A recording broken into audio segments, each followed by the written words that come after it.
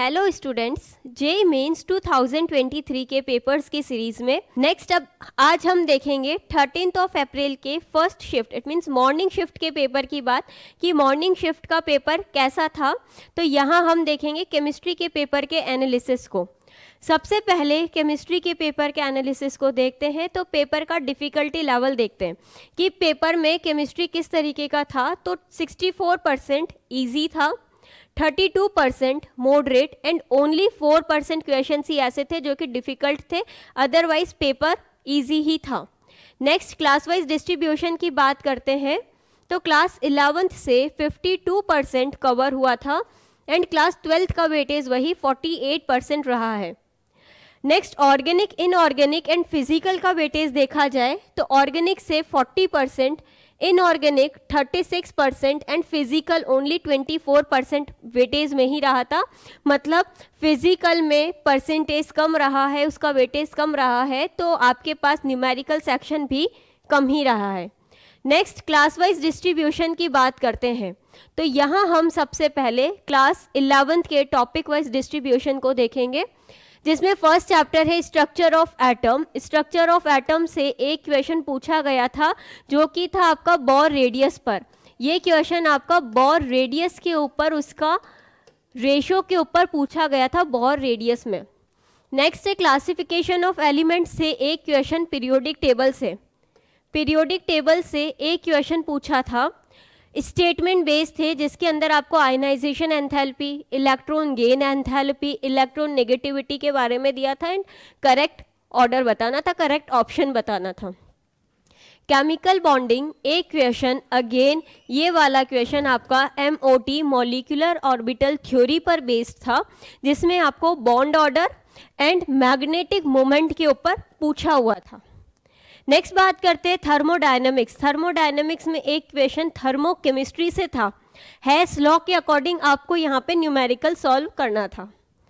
Equilibrium एक question chemical equilibrium पर था, जिसके अंदर आपको KSP सॉल्युबिलिटी प्रोडक्ट के ऊपर बेस्ड था। नेक्स्ट रेडॉक्स रिएक्शन की बात करें तो एक ही क्वेश्चन आया था, ये रिएक्शन बेस्ड था एंड ये रिएक्शन आपको रेडॉक्स रिएक्शन बैलेंस करके बतानी थी। हाइड्रोजन से एक क्वेश्चन NCERT का स्टेटमेंट बेस्ड था, resin method, permutit method, statement based question hydrogen से पूछा हुआ है।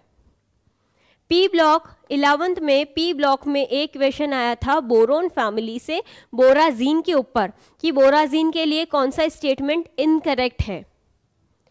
सम बेसिक ऑर्गेनिक केमिस्ट्री से दो ही क्वेश्चंस पूछे थे GOC से, जिसके अंदर एक में आपको लास्ट में जो क्वालिटेटिव एंड क्वांटिटेटिव एनालिसिस दिया है वहाँ से आया था, और एक और क्वेश्चन यहाँ पे इस बार डाइपोल मोमेंट का एकदम नया क्वेश्चन है जो कि अभी तक तो नहीं आया है इस बार, तो डाइपोल मोमेंट पर बेस्ड था ये।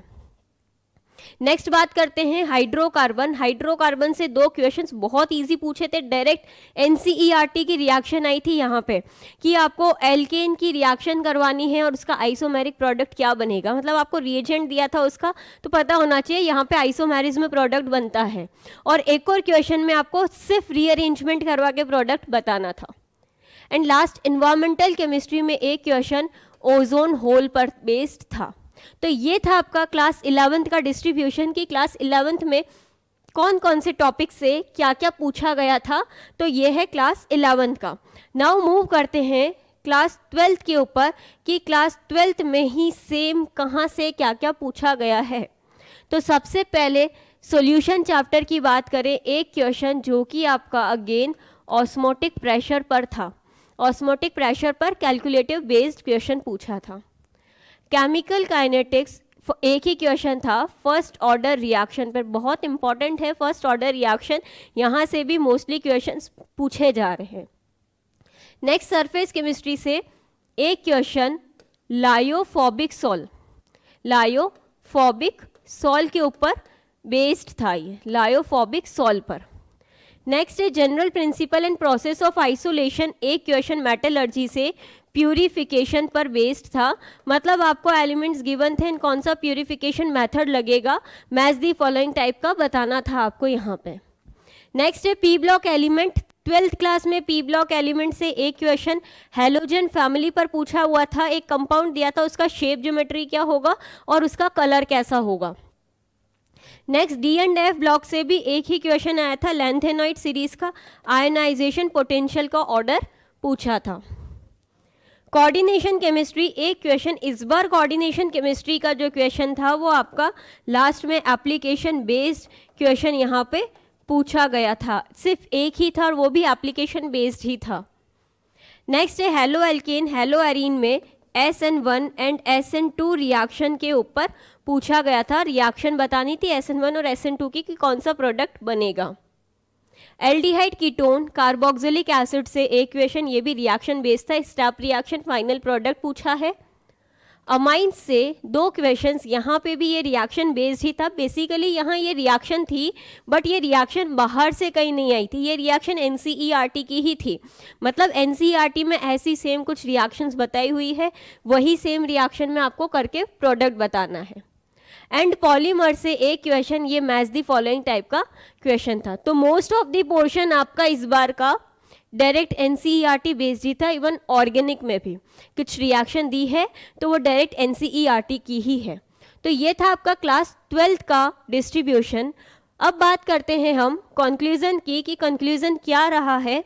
तो ये पेपर जो था आपका उसका लेवल इजी था एंड डायरेक्टली NCERT बेस्ड ही था, इसी वजह से पेपर भी बहुत इजी हो गया है, मतलब दूसरे पेपर के कंपेयर में ये वाला पेपर इजी ही था। यहाँ अगेन आपको statement and match the following questions पूछे ही जा रहे हैं। फिजिकल कम था वेटेज, बट जितना था वो न्यूमेरिकल में ही था, बट वेटेज कम होने की वजह से ज़्यादा टाइम कंज्यूमिंग नहीं था। इसके अलावा S block, D and F block, P block, environmental chemistry, biomolecule, इन सभी चैप्टर से भी आपको क्वेश्चंस पूछ ही रहा है। तो ये है आपका 13 अप्रैल का मॉर्निंग शिफ्ट के पेपर के एनालिसिस को। Thank you so much and all the best.